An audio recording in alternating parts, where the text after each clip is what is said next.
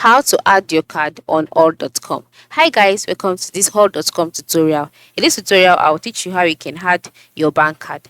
Now, the first step is to install the all.com application on your device.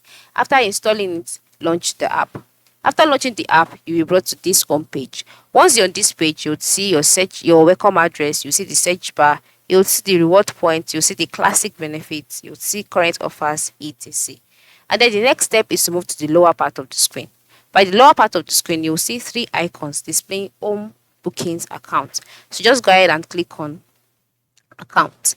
Now, after clicking on account, you'll be brought to the accounts page where you would see different options such as personal details, work details, bank cards, advanced settings, help, and if logo information, then log out. So just click on bank cards.